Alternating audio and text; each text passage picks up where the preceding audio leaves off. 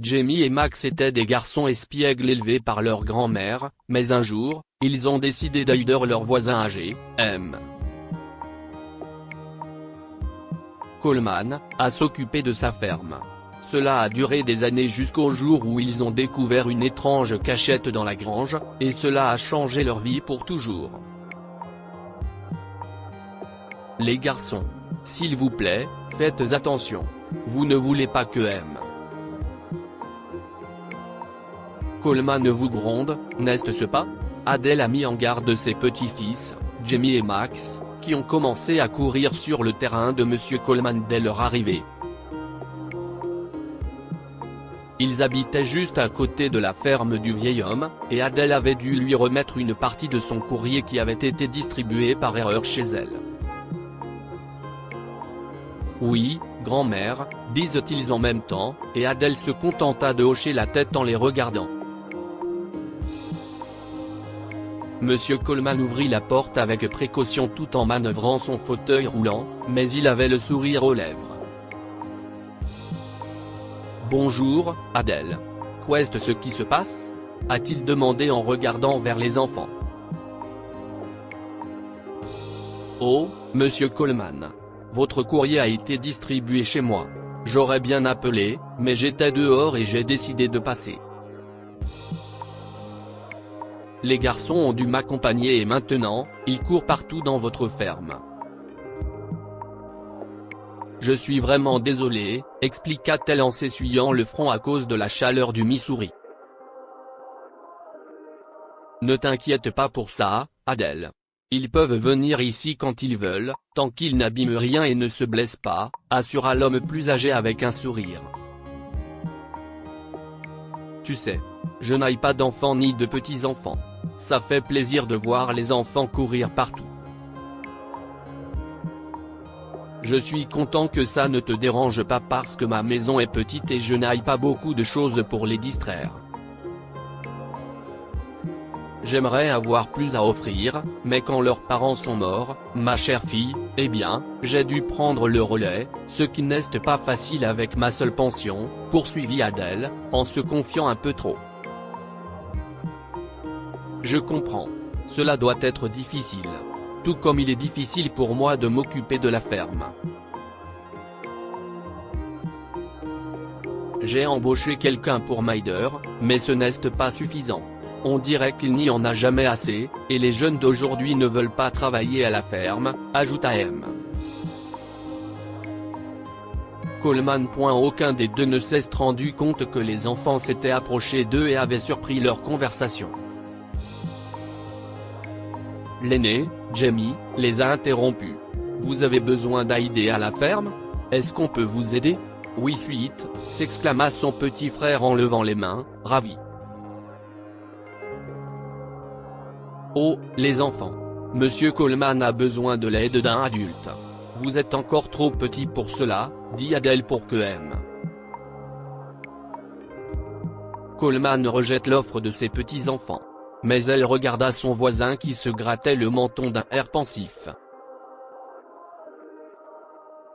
Il prit la parole lorsqu'il croisa son regard. Tu sais, Adèle. En fait, j'aurais besoin de l'aide des garçons. J'ai besoin qu'il aille dans le poulailler et qu'il ramasse tous les œufs. Qu'est-ce ce que vous en pensez ? Proposa-t-il, et Adèle haussa les sourcils en direction des garçons, en attendant leur réaction. Des poules ? demanda Jamie, effrayé. Mais son petit frère s'est excité, a dit oui et a sauté partout, alors Jamie a aussi hoché la tête. Ok, allons-y, et je vous apprendrai ce qu'il faut faire, a dit Monsieur Coleman en commençant à rouler son fauteuil en direction du poulailler. Adèle les a suivis en souriant. Travailler et aider leurs voisins pourrait être une excellente idée pour ses petits-fils. Ils étaient curieux, joueurs et parfois méchants. Un peu de discipline ne ferait pas de mal. Cela prit un certain temps à cause du fauteuil roulant, mais ils atteignirent le poulailler, et M. Coleman leur expliqua exactement ce qu'il aurait à faire. Il a également proposé de leur verser quelques centimes par jour, mais les garçons ont surpris leur grand-mère. Non, non. Nous n'avons pas besoin d'argent. Nous voulons juste aider et jouer autour de la ferme. Si est-il d'accord ? Dit Jamie et son petit frère a hoché la tête en signe d'accord. Monsieur Coleman se pinça les lèvres mais accepta immédiatement. Les garçons pourraient avoir un accès libre à l'ensemble de ces terres s'il aidait à récupérer les œufs. À partir de ce jour, les garçons ramassèrent les œufs tous les jours, après quoi ils couraient dans la ferme et s'attiraient parfois des ennuis.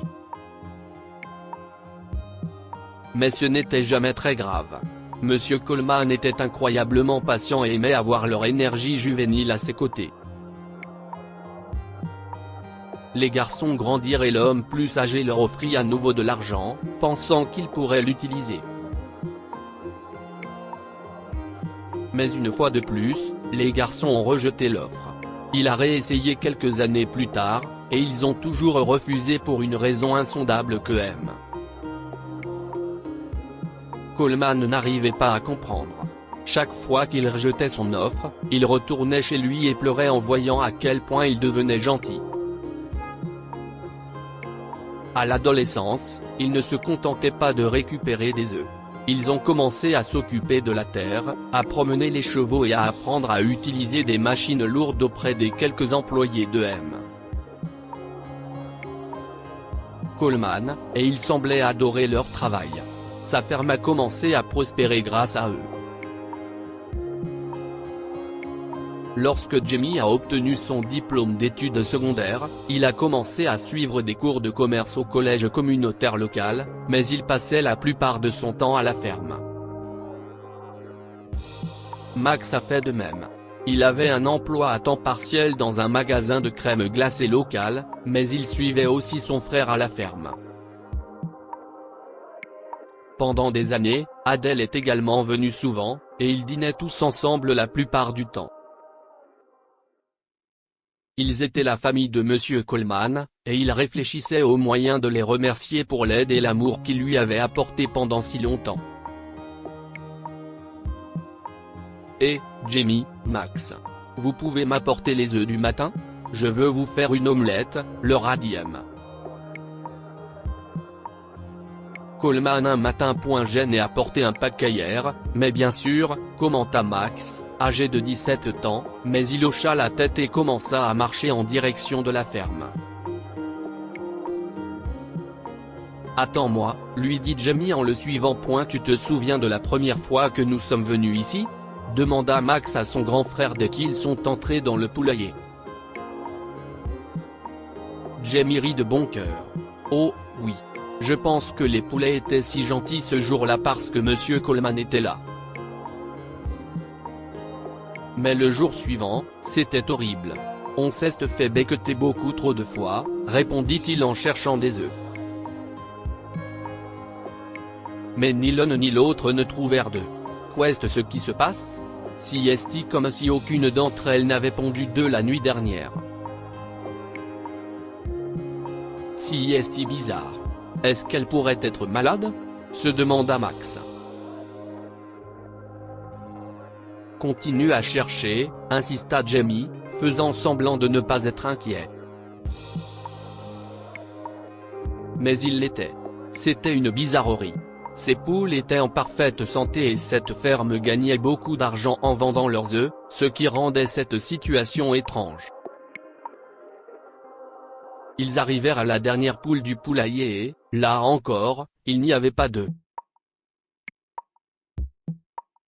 Cependant, Jamie fronça les sourcils en voyant quelque chose caché sous le foin de la poule. Qu'est-ce ce que si est-il ? Demanda-t-il. Qu'est-ce ce que si est-il ? Oh, mais qu'est-ce ce que si est-il ? Une cachette secrète ? Devina Max en s'approchant de son grand frère pour voir ce qu'il tient. Peut-être. Mais si est-il une enveloppe ? Qui laisserait ça ici ? S'interrogea Jamie en ouvrant l'enveloppe.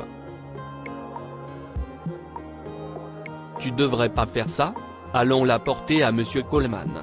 CIST peut être le sien, suggère à Max. Jetons un coup d'œil, insista Jamie, son côté coquin refaisant surface et faisant rire Max. Ils avaient mûri au fil des ans, mais étaient toujours aussi espiègles. Oh mon Dieu! Qu'est-ce que CIST? Qu'est-ce que CIST? Demanda Max, dont la curiosité est maintenant évidente. CIST 1. CIST comme un contrat. Il stipule que la ferme nous appartiendra à la mort de M. Coleman. Ça ne peut pas être vrai, souffla Jamie. Fais-moi voir, demanda Max en prenant les papiers des mains de son frère. Tu as raison. CIST vrai? Oui, CIST vrai. Ils se sont tous les deux retournés et ont vu Monsieur Coleman à l'entrée du poulailler, assis calmement dans son fauteuil roulant. Les garçons se sont regardés en état de choc et se sont approchés rapidement de l'homme plus âgé. Que voulez-vous dire, monsieur? Demanda Jamie. CIST la réalité. Quand je mourrai, vous hériterez de cette ferme. Pendant des années, vous m'avez aidé tous les deux sans être payé. Je sais qu'au début, c'était parce que vous vouliez jouer ici et vous attirer toutes sortes d'ennuis. Mais vous avez grandi rapidement. Vous avez travaillé dur. Et surtout, vous êtes devenu ma famille. Adèle aussi. Je veux que vous possédiez ceci. Tu es sûr? S'interrogea Max, choqué. CIST beaucoup, et nous ne l'avons pas fait pour de l'argent ou quoi que ce soit de ce genre, a ajouté Jamie, en pensant que Monsieur Coleman aurait pu se sentir obligé de leur donner quelque chose en retour. Je le sais très bien, les garçons. Et je ne suis sûr à 100%. Cette ferme sera la vôtre dès que je serai parti, leur assura M. Coleman, et les deux garçons coururent vers lui donnant l'accolade la plus serrée qu'aucun d'entre eux n'ait jamais eue. Ils l'ont annoncé à Adèle plus tard dans la soirée, et elle a pleuré à chaudes larmes. Je ne te remercierai jamais assez, monsieur Coleman. Je sais que si mes petits-fils ont si bien réussi, CIST parce qu'ils ont tant appris ici. Et maintenant, ce cadeau. CIST plus que ce que j'avais imaginé. Elle a serré chaleureusement le vieil homme dans ses bras. Quelques années plus tard, Jamie a pris la tête de la gestion de la ferme, car il s'y connaissait en affaires. Pendant ce temps, Max apprenait et appliquait de nouvelles méthodes agricoles à la ferme, qui prospéraient. Bientôt, Monsieur Coleman tomba malade et, sur son lit de mort, il remercia les garçons pour tout ce qu'il avait fait. Vous m'avez donné une famille et un moyen de perpétuer mon héritage, furent les derniers mots qu'ils entendirent de la bouche du vieil homme. Lors de ses funérailles, les deux garçons se sont engagés à maintenir son héritage aussi longtemps qu'ils le pourraient. Quant à Adèle, elle était la grand-mère la plus fière du monde. Que pouvons-nous apprendre de cette histoire? Aider les autres peut changer votre vie à bien des égards. Jamie et Max ont décidé d'aider leurs voisins âgés à la ferme, sans rien demander en retour. Mais leurs actions ont été largement récompensées bien des années plus tard. Les garçons ont besoin d'une certaine forme de discipline pour s'épanouir et devenir de grands hommes. Le travail à la ferme a aidé Jamie et Max à devenir de grands hommes responsables, même si leur côté coquin et espiègle restera toujours présent. Partage cette histoire avec tes amis. Elle pourrait égayer leur journée et les inspirer.